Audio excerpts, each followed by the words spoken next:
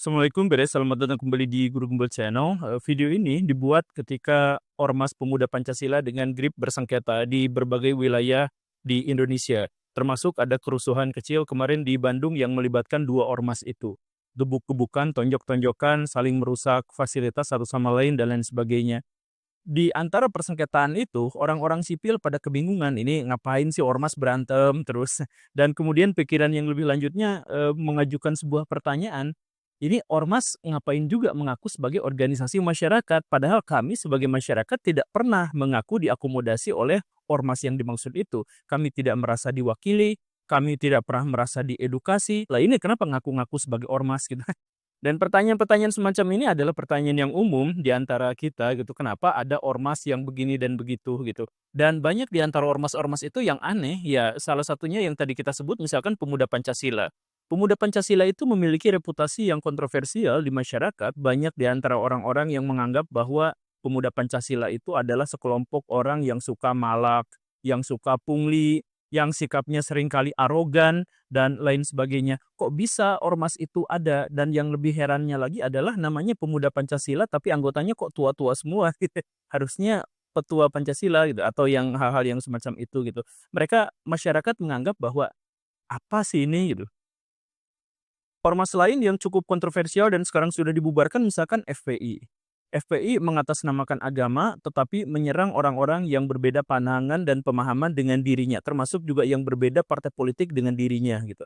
Jadi ada orang yang begini dan begitu bisa diserang, kemudian ada orang yang melakukan kemaksiatan bisanya di-sweeping, padahal mereka itu bukan bagian dari yang semestinya memiliki kewenangan itu gitu. Tapi kok misalkan bisa ikut-ikutan seperti itu. Atau misalkan ada ormas yang bentuknya lain lagi, katakanlah misalkan MUI gitu.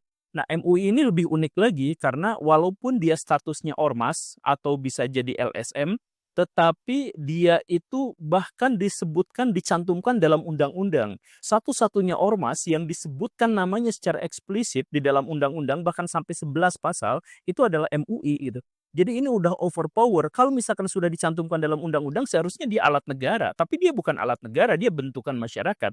Dan bahkan selevel bentukan masyarakat sampai memiliki kewenangan untuk mencap semua produk itu menjadi halal atau haram yang disebarkan di seluruh Indonesia. Ini membingungkan gitu. Jadi maksudnya secara hukum ormas itu seperti apa? Secara etika ormas itu harusnya seperti apa? Nah, inilah sesuatu yang membuat masyarakat menjadi bingung. Makanya video ini dibuat. Jadi buat para anggota ormas, simak videonya sampai tuntas, ayo kita ribut. Tapi di kolom komentar. Kalau di dunia nyata saya nggak berani. Yuk kita mulai. Ada hampir 500.000 ormas yang tersebar di seluruh wilayah Indonesia. Jumlah yang saya yakin Baraya tidak akan bisa menghafalnya. Kenapa ada ormas yang semacam itu? Jadi sebenarnya gini Baraya, ormas itu didirikan untuk kepentingan bersama. Jadi di satu sisi dia digunakan oleh pemerintah untuk bisa menyerap aspirasi dari rakyat, bisa mendengar suara-suara rakyat, dan di sisi lain masyarakat juga bisa menyampaikan aspirasinya kepada pemerintah melalui ormas itu, melalui persekutuan, melalui kelompok dan sebagainya. Jadi kalau misalkan Baraya punya aspirasi, punya keinginan, kemudian disampaikan, kan semestinya ada jalur yang bisa digunakan untuk menjembatani antara rakyat dengan pemerintah. Nah, ormas diantaranya adalah jembatan yang bagus itu. Gitu. Jadi tujuan dalam konteks ini sebenarnya adalah bagus. Apa itu ormas? Ormas itu adalah organisasi yang dibentuk oleh rakyat, oleh masyarakat untuk mewakili kesamaan-kesamaan tertentu. Misalkan ada satu etnis yang sama, mereka bikin ormas berdasarkan etnis gitu ya. Misalkan forum Betawi Rempug, nah misalkan yang seperti itulah ya. Atau misalkan berdasarkan pada satu ideologi tertentu, misalkan HTI gitu ya. Atau misalkan berdasarkan pada kesamaan-kesamaan kepentingan tertentu, misalkan ada yang pengusaha dan lain sebagainya. Jadi dalam hal ini mereka itu mengumpulkan sejumlah besar orang untuk bergerak dengan satu tujuan yang sama, dengan misi yang sama dan bisa terkoneksi dengan pemerintah. Nah, pada bagian ini bagus. Dan selain bagus, ini juga sebenarnya adalah keniscayaan dari sebuah negara demokrasi. Jadi negara demokrasi itu pasti ada ormasnya. Makanya ketika masyarakat dunia pertama kali mengenal demokrasi, maka disitulah ada ormas. Maka istilah ormas yang sebenarnya civil society itu kalau misalkan di barat, itu bahkan sempat disebut oleh Cicero. Jadi jauh sebelum Masehi, orang-orang Romawi, orang-orang Yunani sudah mengenal yang namanya ormas karena sekali lagi ini adalah representasi dari demokrasi di mana rakyat memiliki hak untuk berbicara, hak untuk berkumpul, hak untuk menyatakan pendapat. Nah, salah satu wujud dari hak-hak itu adalah dengan mendirikan ormas. Demikian di dunia, di Indonesia pun begitu. Ketika Indonesia mengenal pertama kali demokrasi yang dibawa oleh Belanda di zaman Herman Willem Daendels dan kemudian Thomas Stanford Raffles, Indonesia juga akhirnya mengenal ormas. Dan bahkan ormas-ormas itu sampai langgeng, sampai jauh, sampai zaman kemerdekaan. Baraya bisa saja misalkan mengenal yang namanya Budi Utomo. Budi Utomo itu disebutnya sebagai apa? Organisasi Pergerakan Nasional. Sebenarnya itu istilah untuk mengglorifikasi mereka saja. Padahal harusnya mereka itu disebutnya ormas. Gitu. Ormas Budi Utomo, Sarekat Dagang Islam yang berubah menjadi Sarekat Islam, Indise Parti, dan lain sebagainya. Itu adalah ormas-ormas yang berjuang untuk mencapai kemerdekaan atau pengakuan sebagai bangsa tersendiri. Kan begitu. Nah, jadi Baraya jangan sangka bahwa ormas itu jelek atau nggak jelas atau apa segala rupa, itu terlibat dalam perjuangan kemerdekaan Republik Indonesia. Muhammadiyah itu ormas, NU juga ormas, dan lain sebagainya. Kemudian di zaman Jepang misalkan, Jepang itu sampai mendirikan sebuah ormas. Ormas, organisasi masyarakat, tapi didirikannya sama Jepang. Gitu. Namanya MIAI. MIAI, ya, jangan ditambahkan konsonan yang lain. MIAI itu Majelis Islam ala Indonesia, itu sebenarnya bentukan Jepang yang digunakan oleh Jepang untuk mengumpulkan aspirasi dan kepentingan masyarakat muslim, tapi sebenarnya digunakan oleh Jepang untuk mendoktrin masyarakat muslim agar setia padanya. Terjadi persengketaan di situ dan akhirnya MIAI dibubarkan yang kemudian namanya berganti menjadi Masyumi. Tapi apapun itu, di situ menunjukkan bahwa ormas itu adalah salah satu cara masyarakat untuk menunjukkan sesuatu kepada pemerintah dan salah satu cara pemerintah untuk bisa merekayasa publik gitu, dalam hal ini. Itu MIAI berubah menjadi Masyumi dan sebagainya. Kemudian eh, bahkan di era-era kemerdekaan banyak sekali ormas-ormas yang semestinya sipil itu berubah menjadi militer. Ketika misalkan digunakan, jadi misalkan ya laskar-laskar Fisabilillah, Hizbullah, kemudian ada Laskar Merah Putih dan sebagainya, itu berangkat sebenarnya dari ormas-ormas yang kemudian berubah menjadi milisi dan setelah begini dan begitu mereka digabungkan menjadi TNI atau tentara pada waktu itu. Nah, dalam hal ini saya ingin menegaskan bahwa ormas itu adalah satu macam organisasi yang sudah ada bersamaan dengan Indonesia ada dan bersamaan dengan demokrasi itu ada. Cuman karena bentuknya itu adalah jembatan antara pemerintah dengan rakyat, banyak sebenarnya organisasi massa yang mengatasnamakan masyarakat tapi sesungguhnya adalah bentukan pemerintah. Contoh yang tadi saya sebutkan misalkan adalah MIAI. Jadi karena ini adalah jembatan, kita hanya lihat jembatannya saja, kita sebenarnya tidak pernah tahu siapa yang membangunnya, adalah apakah yang di seberang sini atau di seberang sana gitu. Nah, ini pada bagian inilah yang tidak jelasnya. Salah satu contoh lain selain MIAI itu adalah Pemuda Pancasila. Jadi Pemuda Pancasila itu apakah itu didirikan oleh masyarakat? Tidak. Itu didirikan oleh elit-elit militer di Indonesia pada tahun 1959. Pada waktu itu, Bung Karno semakin dekat pada komunis. Kayak Ganyang Malaysia apa segala rupa itu udah akrab sekali dengan PKI.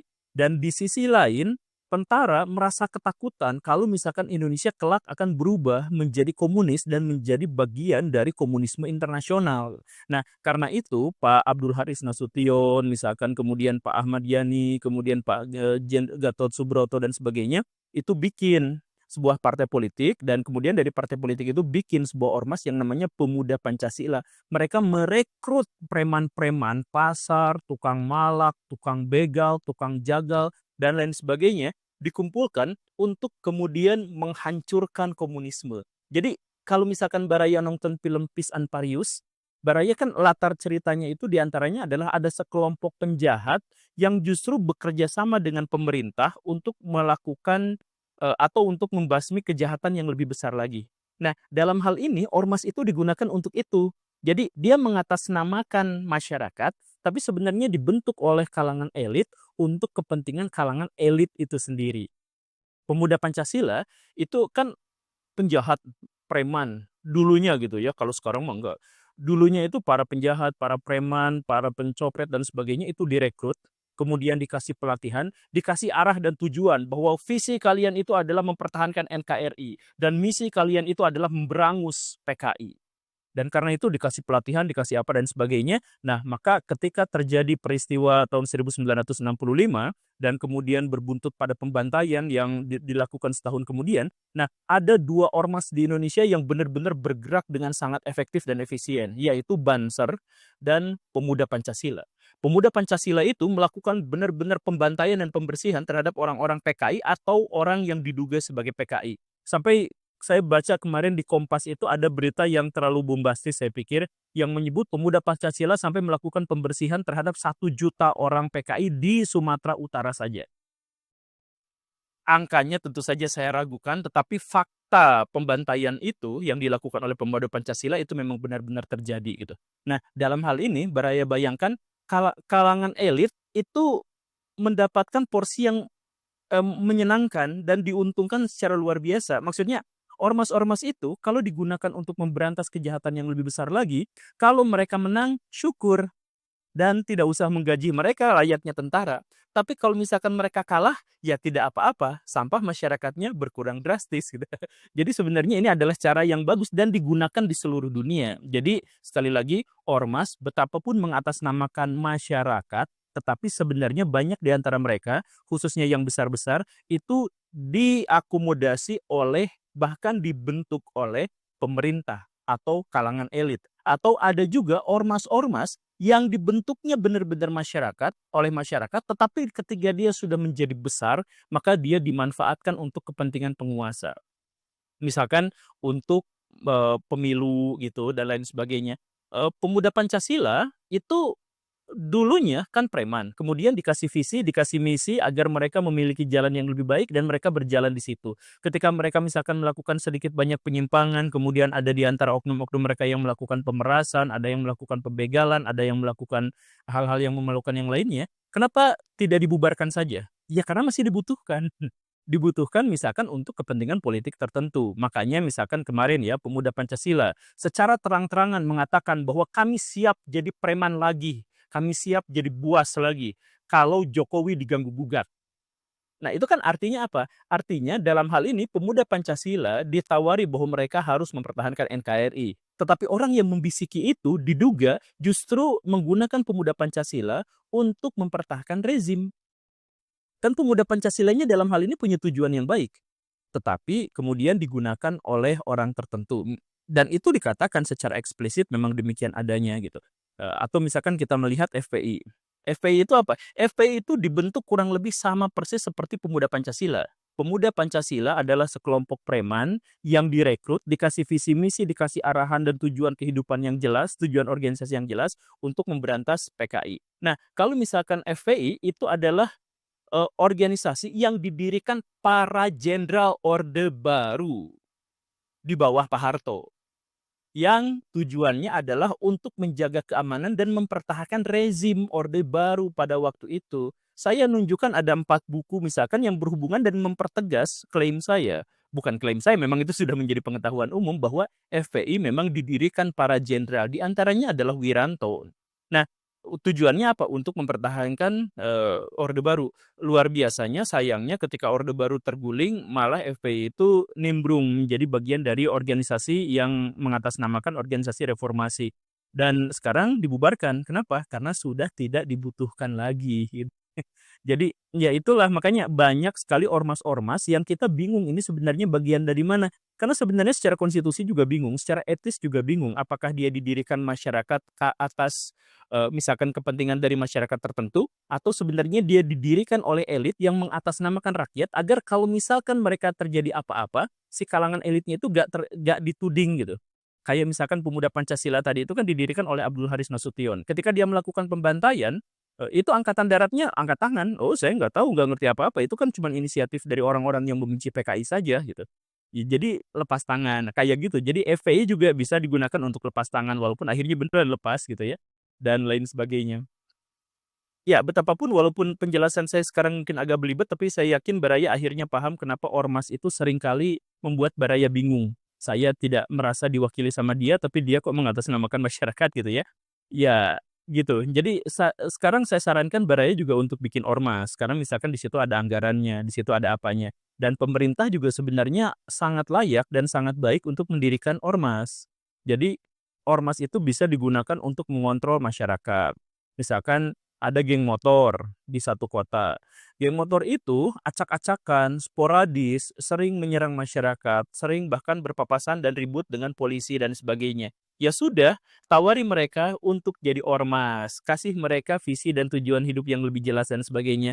Ya biarkan mereka malak satu dua warung nggak apa-apa lah, yang penting mereka bisa dikontrol dan didata. Setelah dikontrol dan didata, maka sporadisme mereka itu bisa dikalkulasikan. Dan setelah dikalkulasikan, ya tidak lagi menjadi sporadis dan bahkan bisa dimanfaatkan untuk tujuan tertentu.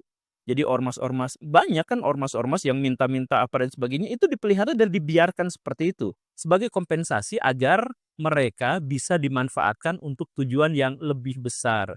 Baik itu tujuan bernegara maupun tujuan dari sekelompok elit oligark yang ingin menguasai masyarakat. Terima kasih karena sudah menyimak, saya Guru Gembul, pamit. Assalamualaikum warahmatullahi wabarakatuh.